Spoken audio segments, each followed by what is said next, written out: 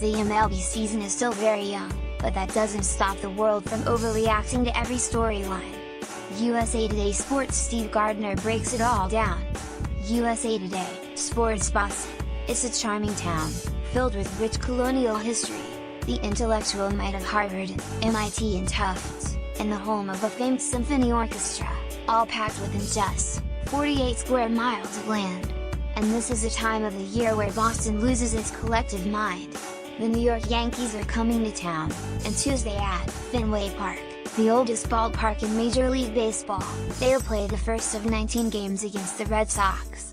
They've been playing against one another for more than 100 years, but this town can't stand the idea of losing to its bitter rivals, and when they don't up to expectations, the Red Sox faithful has a way of making life miserable for you. It's easy to group the Red Sox and the Yankees together, even throwing in the Philadelphia Phillies and Toronto Blue Jays fan bases, but no place in baseball is tougher on their own than in Boston. "I played in Chicago, New York, and Boston," said 17-year former outfielder Mike Cameron, and "Whoa, Beantown was the roughest. I saw Big Papi, David Ortiz, almost get run out of town. I saw them boo Pedro Martinez, too.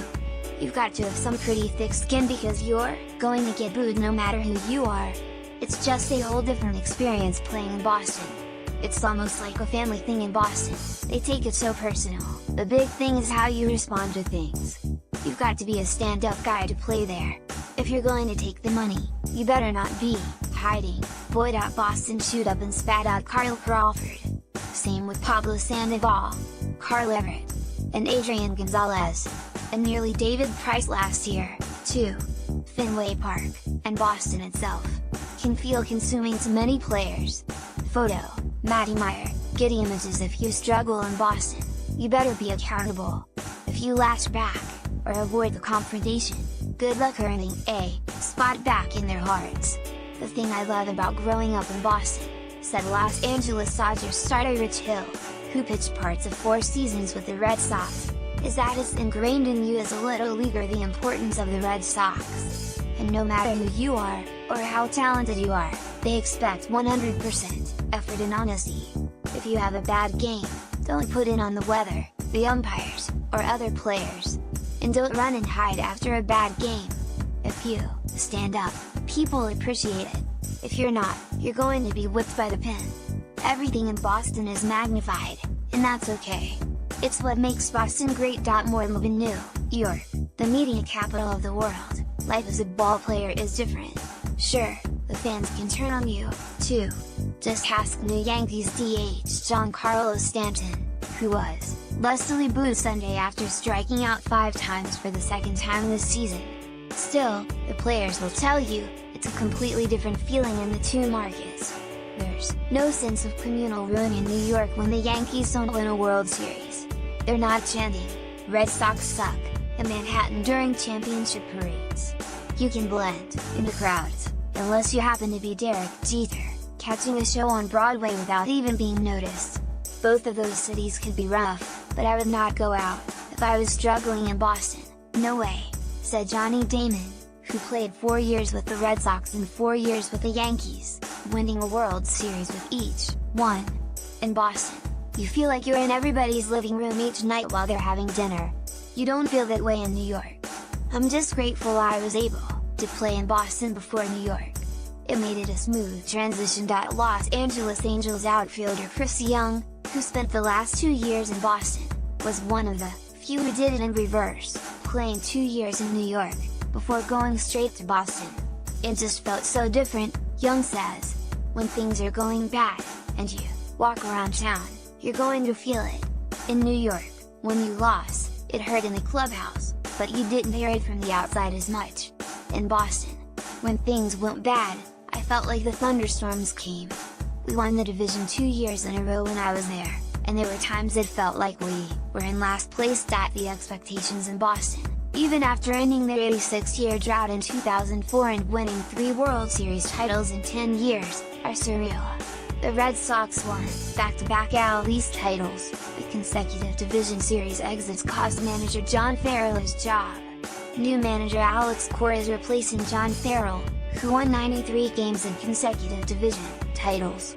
Photo, David Butler 2, USA Today Sports. Then again, Joe Girardi had the Yankees within one game of the World Series last year, and he was gone, too, with each team hiring rookie managers, Aaron Boone in New York and Alex Gore in Boston, as their replacements. "It didn't seem weird or different when I was there," said Milwaukee Brewers third baseman, Travis Shaw, who spent the first 8 years of his career in the Red Sox organization. "But now that I'm on the other side of it, there's a huge difference. I can see how guys that come there are shocked. Boston is just a very reactionary media market. Extremely reactionary. You got to be really careful there, and if you're on social media, you better be careful what you search for." It's my Price, who along with his dog, Astro, used to be one of baseball's most active players on social media, has almost abandoned it. He has been sensational in his first 2 starts, pitching 14 scoreless innings, but has yet to tweet since the season started. "It's tough, but that's okay," says Price. "In Boston, they expect to win. It's the only place where the fans and expectations to perform are almost higher than the players'. And when they don't, they'll certainly hear, or read about it. We call it the Boston baseball experience," Boston Globe columnist Dan Shaughnessy says. "It's not for everybody. We're into extremes here. There's more drama. If you're going to be thin-skinned, or pay attention to social media, it can devour you. In New York, they're knowledgeable, they're steeped in tradition, and they're bigger. It's just not as personal there."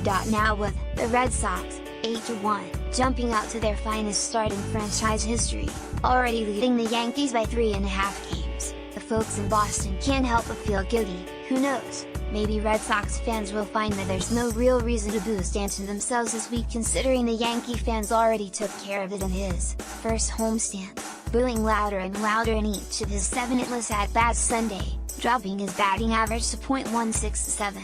"People get freaked out when they first get here," Yankees veteran, starter CC Sabathia says, "but once you're here, you find out New York is an easy place to play."